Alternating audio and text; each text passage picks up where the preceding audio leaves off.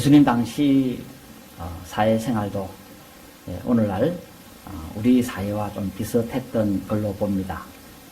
그것은 사람을 무시하고 또 업신여기는 그런 모양을 그때도 가졌던 것 같습니다. 오늘날과 별반 다르지 않다. 그렇게 볼 수 있을 겁니다.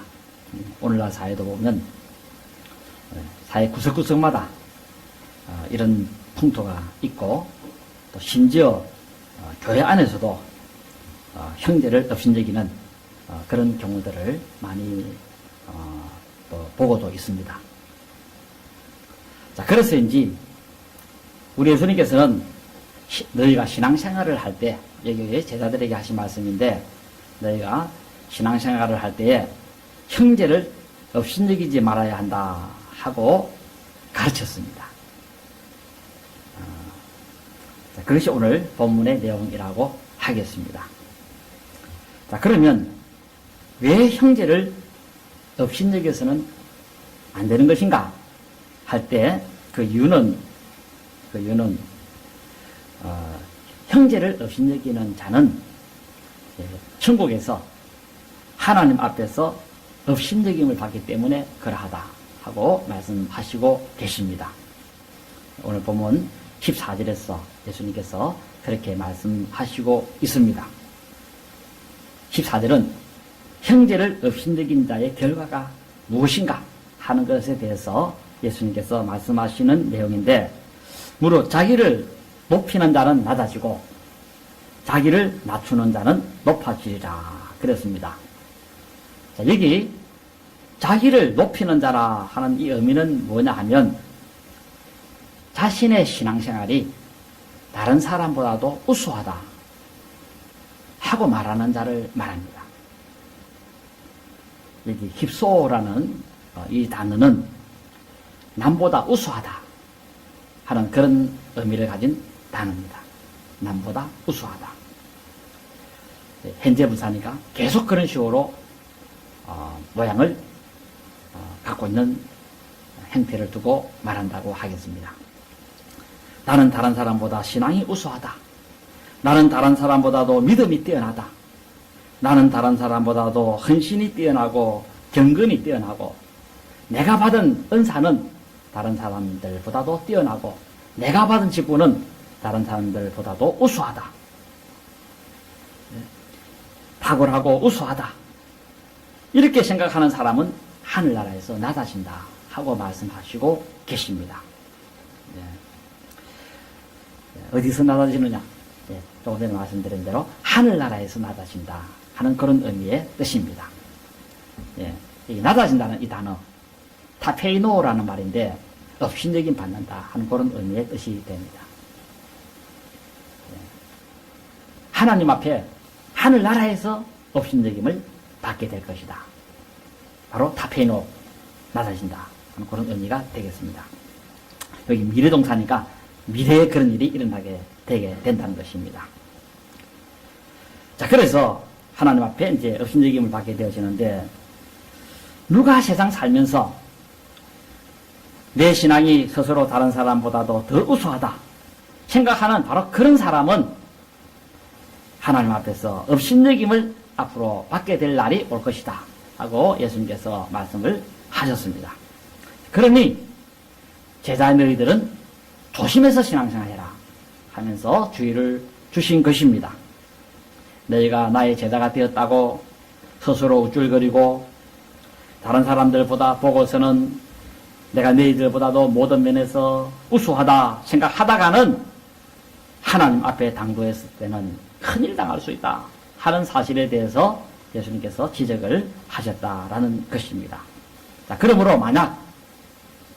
만약에 우리들이 내가 신앙생활을 열심히 하고 내가 다른 사람들보다도 더 기도 많이 하고 내가 다른 사람들보다도 더 전도 많이 하고 내가 다른 사람보다 더 찬송 많이 부르고 내가 다른 사람들보다도 더 교회 훈련을 잘 받고 내가 다른 사람들보다도 더 헌신을 많이 하고 내가 다른 사람들보다도 더 예배를 잘 드리고 내가 다른 사람들보다도 더 많이 봉사하고 내가 다른 사람들보다도 더 많이 헌금하고, 내가 다른 사람들보다도 더 바르게 살고, 내가 다른 사람들보다도 더 훌륭하게 살고, 내가 다른 형제보다도 더 금식 기도를 많이 하고, 그렇게 했는데도 하나님 앞에 가서 업신여김을 받는다고 한다면 얼마나 그 앞에서 속이 상하겠느냐라는 것입니다.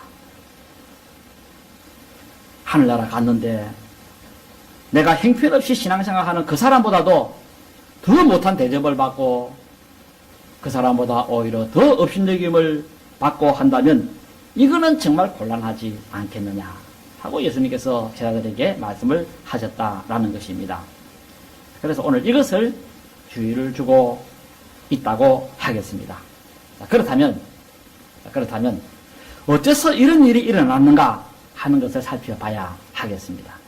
무엇이 이런 일이 일어나게 만들었는가 하는 것에 대해서 살펴보면 거기 1절에 나옵니다. 답은 1절에 나오는데, 내가 좀 잘 믿고, 내가 좀 믿음이 좋고, 내가 좀 신앙생활을 열심히 하고, 내가 주를 위해서 헌신 봉사한다 해서 자기를 죽여 세우고 우쭐거리고 뽐내는 그런 사람은 하나님께 업신여김을 받게 될 것이다 하고 말씀하고 계십니다. 거기다가 또 하나 더는, 그렇게 내처럼 못 사는 사람을 바라보면서 무시하고 업신여기고 그렇게 하게 되면은 하나님 앞에 가게 되면 장차 업신여김을 받게 될 것이다 하고 그렇게 말씀을 하십니다. 그러니 그렇게 되지 말라는 것입니다. 그래서 예수님께서는 이 사실이 매우 중요하고 이것을 제자들이 필은 알아야 했기에 이해를 좀 잘 시켜줘야 될 필요가 있었습니다. 선생이 하는 가장 중요한 것은, 중요한 그런 가르침에 대해서는 이해를 잘 시켜주는 것, 이게 선생이 하는 역할 아닙니까? 그래서 예수님께서는 아주 훌륭한 선생이신지라, 그래서 이해를 잘 하게 만들려고 이야기 하나를 했습니다. 이건 특정 사실은 아니고 아마 사실일 것 같은 이야기 하나를 하시게 됩니다. 그게 이제 바리새인과 세리 이야기입니다. 세리 이야기. 이 이야기는 비유지만은 흔히 당시 일어날 수 있었던 그런 사례 중에 하나를 들어서 이렇게 이야기를 했다고 보면 되겠습니다. 자, 여기 바리새인은 열심히 하나님을 잘 섬기던 분류의 사람입니다. 그의 고백을 들어보면 당장 그런 사실을 느낌을 받습니다. 11절에 보시면 그는 성전에 기도하러 올라가서는 아마 오후 3시 기도를 보는데, 그 3시 기도하는 그 기도 내용을 들어보면 어떻게 기도를 했나니까 11절에 그는 서서 따로 기도하여 이르되, 하나님이여, 나는 다른 사람들 곧 토색 불이 가늠한 자와 같지 아니하고 이 세리와도 같지 아니함을 감사하나이다. 나는 일에 2번씩 금식하고 소득의 11조를 드리나이다. 이렇게 이제 아래에 올렸습니다. 나는 이렇게 신앙생활을 하고 있습니다. 나는 엉망진창으로 신앙생활을 하고 있지 않습니다 하는 그런 의도의 표현이라고 하겠습니다. 자, 이분의 신앙 요점은 뭐냐? 나는 다른 사람하고는 다르다는 것입니다. 나는 다른 사람과 비교를 해도 내가 봐도 탁월하고 우수하게 신앙생활을 잘하고 있습니다. 잘하고 있다. 그렇게 판단을 스스로 했다는 것입니다.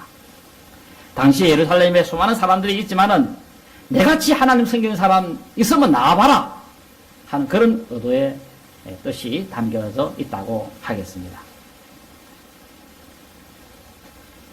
자, 그러므로 이렇게 기도한 사람은 왜 이런 기도를 드리게 되었는가 하는 것에 대해서는 평상시에 자기가 자기를 바라볼 때마다 볼 때마다 나는 참 우수한 신앙생활을 하고 있다 하는 그런 마음가짐을 갖고 있었기 때문에 말로서 그런 것이 나오게 되어졌다는 것입니다.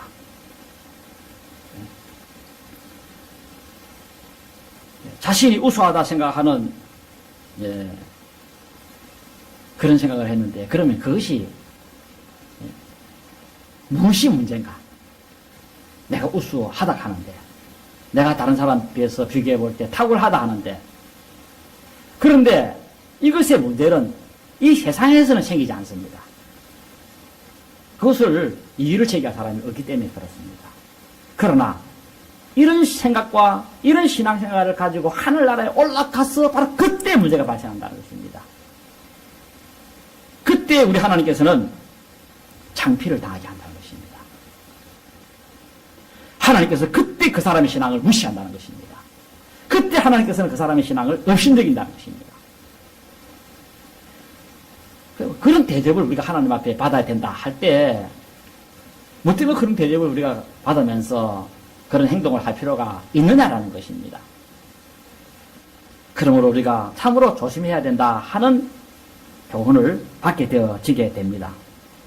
거기다가 또 다른 한 가지 가르침은, 나는 우수하다, 내 신앙은 아주 탁월하게 잘하고 있다, 모범적으로 하고 있다 하면서, 그것도 문제지만 다른 사람을 멸시하는 그런 태도를 가지는 그것 또한 큰 문제라고 말씀하고 계십니다. 바로 이런 사람은, 멸시하는 사람은 하나님께로부터 멸시를 받을 날이 온다 하는 사실을 염두에 두라고 말씀을 하고 계십니다. 오늘 이 비유 속에 나오는 이 바리새인의 신앙생활의 문제가 뭔가 하면, 신앙생활을 좀 못하는 그 사람들에 대해서 멸시를 했다는 것입니다. 멸시. 깔봤다는 것입니다. 얕봤다는 것입니다.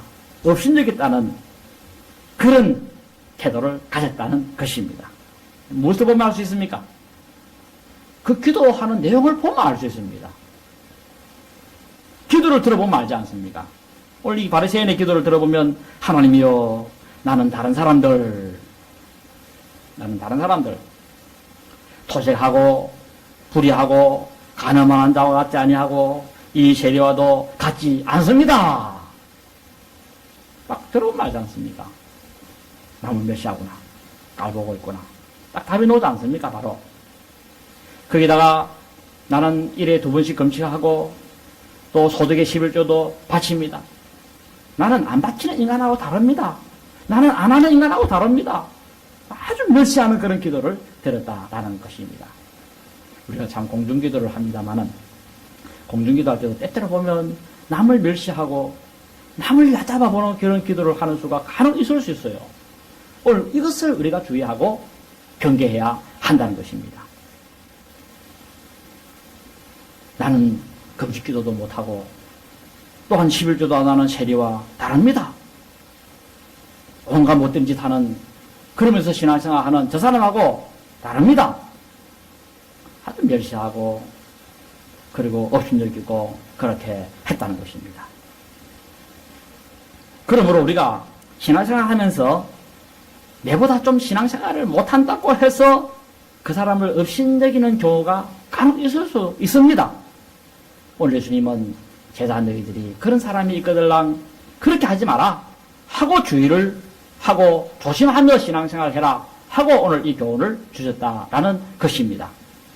왜냐하면 형제를 업신여기면 나중에 하늘나라 올라가서 하나님 앞에 업신여김을 받게 되어지기 때문에 그러하다는 것입니다.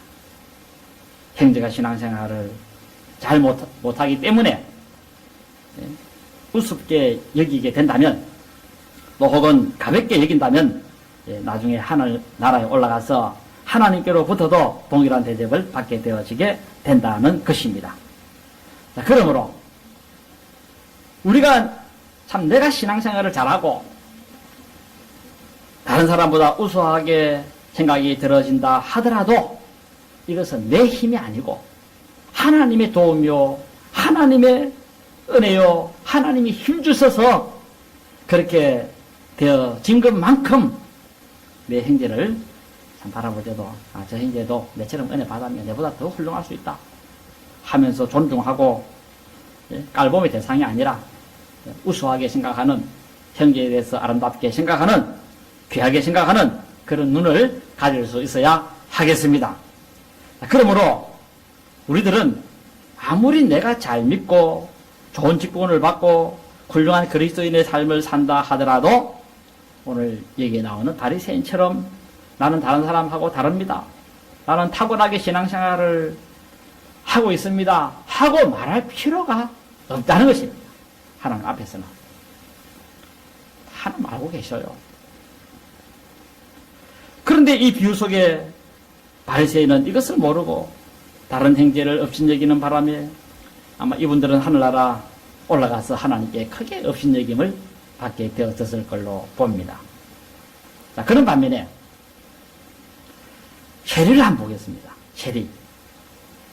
이분들은 신앙을 무시당하고 업신여김을 당했던 그런 무리들입니다. 오늘 본문에 바리새인의 기도를 들어봐도 이 세리는 굉장히 업신여김을 받는 존재구나 단번에 이제 알게 되어지기도 합니다. 그런데 이 세리는 14절에 바리새인이 의롭다 하심을 받은 것이 아니라 세리만 의롭다 하심을 받고 집으로 내려갔다 그랬습니다. 좀 아이러니합니다만은 여기 의롭다 하심을 받고 집으로 내려갔다 하는 이 표현은 세리가 용서받았다는 그런 내용의 뜻입니다. 바리새인은 용서 못 받고 세리는 용서받았다 하는 그런 표현이라고 하겠습니다. 그러니까 평안하게 집으로 내려갔다는 것입니다. 엄청나게 복을 받은 것입니다. 제사함 받는 것, 이것만큼 사람이 하나님께로 받는 은혜 가운데 큰 것이 어디 있습니까? 제일 큰 복을 바로 이 세리가 받게 되어진 것입니다. 그러면 왜 이 세리가 이런 제사함을 받는 복을 받게 되었는가 할 때 그것을 살펴보면 이분의 기도를 통해서 보면 이분의 신앙생활이 어떠한가 하는 것에 대해서 볼 수가 있습니다. 어떤 신앙생활을 했는가 할 때 그 내용을 이제 엿볼 수 있다 그랬는데 이분도 기도하러 성전에 올라갔다 했습니다. 그런데 이분이 기도를 드렸는데 이분의 기도는 세리는 멀리 서서 감히 눈을 들어 하늘을 쳐다보지도 못하고 다만 가슴을 치며 이르되 하나님이여 나를 불쌍히 여기소서 나는 죄인으로소이다. 이렇게 기도를 했다 했습니다. 요 기도한 것에 대한 마음을 뜯어보면 이렇습니다. 어떤 마음을 가지기 때문에 이런 기도를 드렸는가 할 때 어떤 마음이냐 할 때 이것은 자신은 그저 죄송하고 미안하고 하는 것밖에는 없다는 것입니다. 왜 미안하고 죄송한 그런 마음을 가졌는가 하는 것에 대해서는 이분이 나는 죄인으로소이다 하는 이 말을 들어볼 때 자기는 죄 지은 것밖에 없다는 것입니다. 하나님 앞에서. 오늘 본문에 보세요. 나는 죄인으로소이다. 나쁜 짓을 일삼고 못된 짓을 일삼고 하나님이 하지 마라 하는 것은 하고 안 하라 하는 것은 하고 할짓 안 할짓 다 했습니다. 그러다 보니 하나님 앞에 볼 면목이 없다는 것입니다. 그래서 이 세리는 면목이 없다 보니까 성전에 가까이도 가지 못하고 멀리 서서 그랬습니다. 멀찌감치 서서 그래서 내가 어찌 감히 하나님 앞에 가까이 갈 수 있는가 그래서 멀리서 그것도 서서 있었다 그랬습니다. 여기 서서라는 말은 시스템이라는 말인데 바리새인도 서가 있기도 했습니다. 똑같이 바리새인도 서 있었다 했고 세리도 서 있었는데 근데 서 있는 태도는 다릅니다. 이 세리가 서 있은 것은 한 다리 끝까지 고자리 서 있었다 그런 뜻입니다. 그것은 이 동사가 그것을 말하기 때문에 그렇습니다. 현재 완료분사입니다. 동작의 결과를 말하는 것이거든요. 이거는 결과적으로 계속 그 자리에 서 있었다 하는 그런 의미가 됩니다. 바리새인은 서가 있기는 서가 있었지만은 다리 아프면 앉았고 또 여기 서 있다가 저쪽으로 옮기기도 하고 왔다 갔다 하면서 그렇게 그 사람은 서가 있었고 세리는 한 자리에서 계속 그 자리에서 계속 가 있었고, 그리고 이 바리새인은 이게 이제 부정각이기 때문에 끝까지 서 있었는지 안 서 있었는지 그걸 모릅니다. 제가 볼 때는 안 서 있던 걸로 봅니다. 예수님께서 하신 말씀을 볼 때에 아마 중간에 다리 아프니까 앉았던 걸로 봐집니다. 바로 세리는 딱 선 그 자리에서 움직이지도 않고 꼿꼿이 딱 서서 기도 끝마칠 때까지 계속해서 그 자리에 서 있었다라는 것입니다. 태도 하나 보면 사람이 하나를 보면 열을 안다고 벌써 그 마음에 죄책감으로 가득 차 있는 그런 한 인간의 모습을 보게 되어지게 된다는 것입니다. 우리가 예배 드릴 때도 마찬가지입니다. 태도 하나를 보면 천양의 차이를 느끼지 않습니까? 예배를 드리는 모습을 바라보면 그 하나만 바라보면 10가지를 다 할 수 있습니다. 우리 하나님께서도 하나를 딱 보면서 10가지를 알지 않습니까? 눈을 지시 하나를 알면 10가지 안다 하는 세상적인 그런 사람들의 말들도 있습니다만은 우리 하나님도 한 가지를 딱 알면 10가지를 안다는 것입니다. 사람은 영물이기 때문에 태도를 보면 딱 바로 판단하지 않습니까? 어느 정도다 하는 것을 바로 이제 첫눈에 직감해버립니다. 오늘 하나님께서는 진지하게 서 있는 이 세리의 태도를 보면서 정말 저 사람은 자신은 가치 없는 인간이다. 나는 쓸모없는 인간이다. 하고 진정으로 그 마음에 인정하고 있구나 하는 것을 바라봤다는 것입니다. 그리고 그는 쳐다보는 것조차 하려 하지 않았다 그랬습니다. 즉 고개를 푹 숙였다는 뜻입니다. 바리새인은 고개 빳빳하게 들고 하늘 쳐다보면서 이래 했는데 이 세리는 고개를 푹 숙이고 내가 감히 죄진 이 눈으로 어찌 감히 깨끗한 하나님을 볼 수 있느냐 해가지고 고개를 푹 숙이고 고개 숙인 중에서도 아마 머리를 눈도 꽉 감았던 걸로 그렇게 봐집니다. 물론 세리는 이럴 수밖에 없었습니다. 또 이렇게 해야 당연했습니다. 그러면서 세리는 어떻게 하냐니까 보면 13절에 가슴을 쳤다 그랬습니다. 가슴을 쳤는데 치면서 하는 말이 뭐냐니까 하나님이여 나를 불쌍히 여기소서 나는 죄인으로소이다. 이렇게 고백을 했다고 했습니다. 여기 가슴을 친다는 이 말의 의미는 그냥 이렇게 가슴을 이렇게 치는 게 아닙니다. 여기 가슴을 친다는 말은 가슴을 박살내는 걸 말합니다. 박살. 이래 박살낸 사람 봤습니까? 예수님께서 오늘 이 세리가 가슴을 치는 이것은 바로 티토라는 말인데 가슴을 세게 때리는 걸 말합니다. 세게 때리는 거. 박살 내도록 때리는 거. 그걸 이제 말합니다. 자기에게 자기 벌을 줘야 되기 때문에. 물론 자기가 해초를 들고 종아리 때릴 수 있어요. 근데 이 사람은 해초를 들고 자기 때리지 않았고 주먹을 가지고 자기를 때렸습니다. 이놈아, 네가 인간이냐? 니도 인간이냐? 자기 가슴을 부사지라고 친 겁니다. 너는 죽어야 될 인간이야. 네가 하나님 성경다 하면서 그따위로 해야 하면서 자기를 얼마나 내리치는지 이놈아 너는 죽어야 된다. 죽어야 될 인간이야. 어째 그럼 너는 일어나면 죄만 짓냐?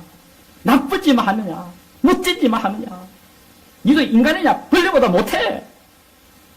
금수보다 못해 하면서 자기 가슴을 막 치는데 가슴이 부사질 만큼 쳤다 그 말입니다. 언제 철들래 네가. 그럼 자기 머리도 못 들고 가슴 치고 언제까지 그래 살래 하면서 가슴을 쳤다는 것입니다. 가슴 쳤다는 말은 미아래 동사인데 10번 20번 친 게 아닙니다. 기도 끝마칠 때까지 계속 쳤는데 아마 100번 됐을 수도 있고 200번 됐을 수도 있습니다. 그 치는데 이 가슴이 멍이 얼마나 더럽겠습니까? 이 사람 남자한테 또 더군다나 그 주먹으로 세차게 쳤는데 50번 100번씩 쳤는데 아마 멍들어가지고는 그 다음날 아마 병원 아마 갔을 걸로 그렇게 따지기도 합니다만은 아마 숨도 제대로 못 쉬고 그런 중에 뭐라고 했나니까 불쌍히 여기소서 나는 죄인입니다 하고 고백을 했다 그 말입니다.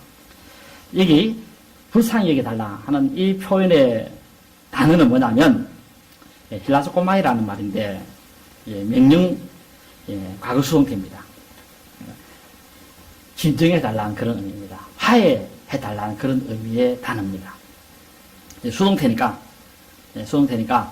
하나님 당신께서 내가 이 죄진 내 모습을 보지 마시고 진정해 주시고 자비를 요청합니다. 그렇게 기도를 드렸다라는 것입니다. 제발 나에게 은혜를 베풀어서 나를 버리지 마시고 내 죄를 용서해 주셔서 나로 하여금 원수 취급하지 마시고 그저 가까이 대주세요. 자비를 베풀어 주세요. 하며 그렇게 기도를 드렸다라는 것입니다. 거기 이제 문법적으로 그런 식이 나옵니다. 여기 하나 사용돼 가지고 하나님 죄 있는 저와 화해하소서 저를 좀 진정시켜 주십시오. 하나님 진정하십시오. 하는 그런 하나의 의미인데 여기 불쌍히 달라는 이 단어는 힐라스코마이라고 했는데 요 어근에 보면 힐라스모스라는 단어도 있고 그리고 또 힐라스테리온이라는 말도 있습니다. 여기 힐라스모스라는 말은 속죄라는 의미가 있습니다. 속죄. 이 세리는 죄 용서해달라 하는 그런 의미의 기도를 드렸다는 것입니다. 그리고 힐라스테리온이라고 하는 이 말은 이게 명사인데 이거는 구약에 있는 그 속죄소 그러니까 구약에 있는 법궤 위에 떡궁 그게 이제 속죄소입니다. 하나님은 거기서부터 인간의 죄를 용서하겠다고 하는 인간과 거기서 내가 화해하겠다고 하는 그런 의미가 있습니다. 그래서 거기에는 이제 피가 없이는 안 됩니다. 그래서 이제 구약의 대제사장이 양을 잡고 그 양을 양부에 담아가지고는 피를 가져가서 그 위에 이제 뿌렸습니다. 뿌림으로써 하나님이 진노하고 있는 그 인간을 그 피 뿌리는 것을 바라보면서 용서했는데 그것은 바로 하나님의 아들 예수 그리스도의 피가 뿌려질 것을 바라보면서 우리 인간에 대해서 그 진노하던 그것을 화를 풀고 그리고 인간과 다시 화목하게 되는 바로 그런 장소가 바로 이 속죄소입니다. 그래서 요 어근 속에는 힐라테리온이라고 하는 요정가 있는데 그래서 요 세리의 이 기도는 뭐냐면은 내 죄를 용서해 주시고 나와 화목하게 다시 지나게 해 주십시오 하는 그런 의도의 기도라고 하겠습니다. 나는 죄만 지은 인간이고 당신의 자비만 필요한 그런 인간입니다. 당신의 자비가 없다고 한다면 나는 영원토록 불행당할 인간입니다 하는 그런 기도를 드렸다라는 것입니다. 그런데 문제는 뭡니까? 이렇게 기도 드리면 참 좋지 않습니까? 그런데 사람들은 이런 기도 드리려고 하질 않습니다. 왜 안 합니까? 이런 기도하면 창피를 당합니다. 저 사람이 저렇게 그냥 뭐 가슴을 때리치면서 고기를 거기다 못 들고 그리고 막 불쌍히 얘기 달락하고 나는 뭐 죄인이라 하고 사는데 얼마나 죄를 많이 짓길래 저런 놈. 사람들에게 창피하다 싶어가지고 그런 기도를 감히 하기가 어렵습니다. 그저 그냥 하나님 앞에 속으로 자기의 그 모든 정체가 드러나지 않도록 그냥 감추면서 기도하는 경우들이 참 많지 않습니까? 드러내면 엄청난 그런 업신여김을 형제간들로부터 받기 때문에 그렇게 말하는 것은 참 어렵습니다. 그런데 오늘 이 세리는 이렇게 기도를 드림으로 만인이 보는 앞에서 업신여김을 받았습니다. 네가 그따위지 마. 네가 그따위지 그래. 기도 니 들어보고 시원하네 그래. 그따위를 살아가지고 말이지. 기도는 잘했네 그래. 바로 바람말 했네 그래. 얼마나 업신여깁니까 사람들이. 그런데 사람들에게는 업신여김을 받았지만은 하나님께는 업신여김을 받지 않았다는 것입니다. 중요한 건 바로 이겁니다. 우리 예수님께서 말씀하시는 것은 이겁니다. 사람에게 업신여김을 받는다더라도 하나님께 업신여김을 받지 말고 하나님께 업신여김을 받는 일은 결단코 해서는 안 된다 하는 사실에 대해서 여기서 말씀을 하고 있다는 것입니다.